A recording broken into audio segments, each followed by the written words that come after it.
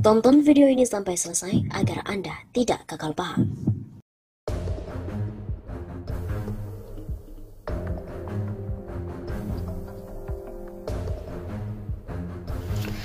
Fahmi Alamsyah diduga terlibat skenario Verdi Sambo. Pengamat hukum Refli Harun mengatakan, apakah tidak mikir? Kok bisa ya? Penasihat ahli Kapolri Fahmi Alamsyah mengaku dihubungi oleh Verdi Sambo 2 hari setelah kasus penembakan terhadap Brigadir J.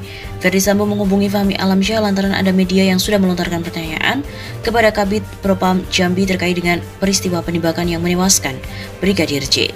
Meskipun demikian, Fahmi Alamsyah mengaku percaya dengan pernyataan dari Verdi Sambo lantaran keduanya diketahui cukup dekat. Ahli hukum tata negara dan pengamat politik Refli Harun juga turut menanggapi hal tersebut.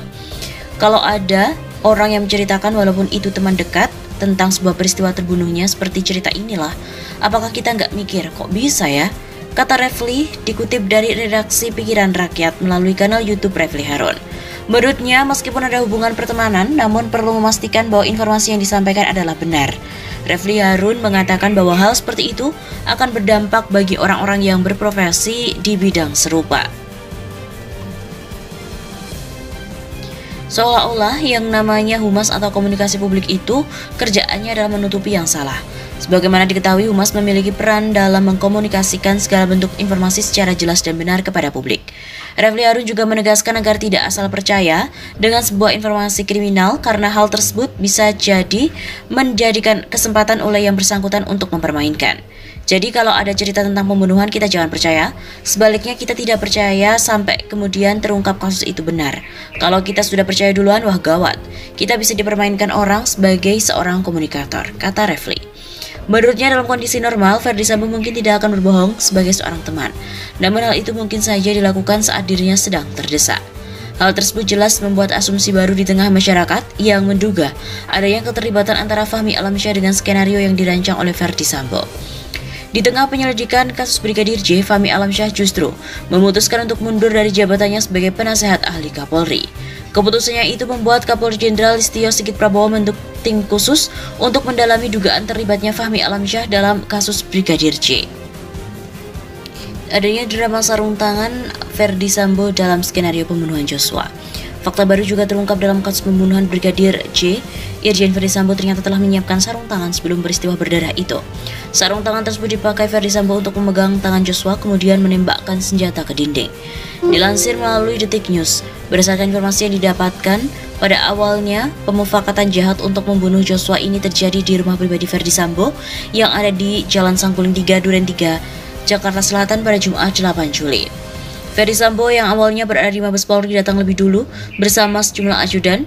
Kemudian datanglah rombongan dari Magelang yakni Putri Chandrawati, Barada Richard Eliezer, Brigadir Ricky Rizal, Brigadir Nofriansyah Huta Barat, Kuat Ma'ruf dan juga Susi. Verdi langsung menemui istrinya untuk mengkonfirmasi mengenai peristiwa yang disebut sebagai kejadian pelecehan. Diduga Verdi mendapatkan informasi awal dari Kuat pada malam sebelumnya. Verdi Sambo kemudian memanggil Ricky untuk datang ke lantai 3 rumah Saguling dan menyampaikan jika Putri mengalami pelecehan oleh Joshua. Sambo meminta kesediaan Ricky untuk membunuh Joshua namun menolak. Kemudian Verdi meminta Ricky memanggil Richard Eliezer dan langsung mengatakan bahwa Richard harus menembak Joshua begitu diperintahkan karena Joshua telah melecehkan Putri.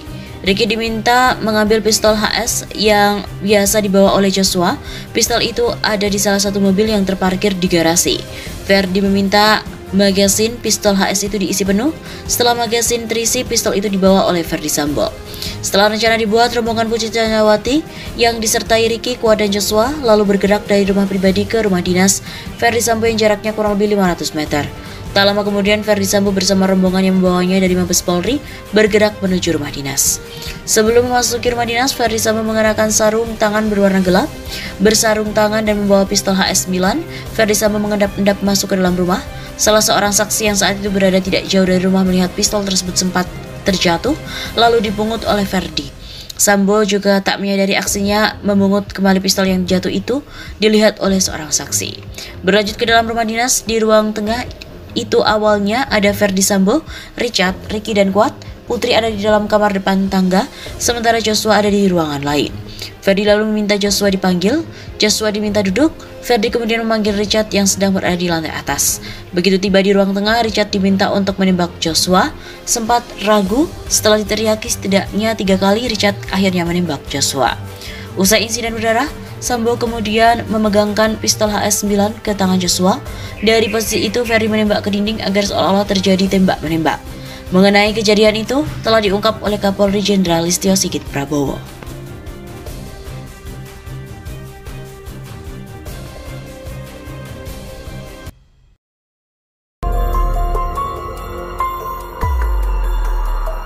Akhirnya, terbongkar satu persatu momen detik-detik sebelum Brigadir J tewas terekam kamera CCTV. Sosok ini juga terekam. Drama kasus dugaan adu tembak yang menewaskan Brigadir Nofriansyah Joshua Huta Barat atau Brigadir J berlanjut pada Jumat 29 Juli. Akhirnya terbongkar satu persatu momen detik-detik sebelum Brigadir J tewas terekam kamera. Sosok ini juga terekam. Dan kini satu persatu fakta tentang kasus penembakan Brigadir J mulai terungkap. Adapun CCTV di sekitar rumah dinas Kadif Propam nonaktif Irjen Ferdi Sambo hingga rumah utamanya telah disita penyidik dan melalui pemeriksaan. Hasil penyidikan pun perlahan menemui titik terang. Dari sejumlah CCTV, penyidik mendapatkan hasil pemeriksaan yakni dalam cuplikan rekaman CCTV terlihat rombongan Irjen Ferdi Sambo dan Putri Chandrawati baru pulang dari perjalanan dinas di Magelang dan tiba pada pukul 15.30 waktu Indonesia Barat langsung menuju rumah utama Irjen Ferdi Sambo. Rumah utama Sambo sendiri berlokasi di Umah Saguling 3, Jakarta Selatan pada pukul 15.32. Brigadir J dan ajudan lain terlihat masih berada di rumah utama. Kemudian Ferdi Sambo, Putri Chandrawati dan ajudan lain termasuk Brigadir J dan Baradae melakukan tes PCR di rumah utama tersebut dengan memanggil nakes. Sebelumnya polisi sempat menyebut bahwa Irjen Ferdi Sambo melakukan tes PCR di luar rumah ketika terjadinya insiden penembakan Brigadir J di rumah dinas.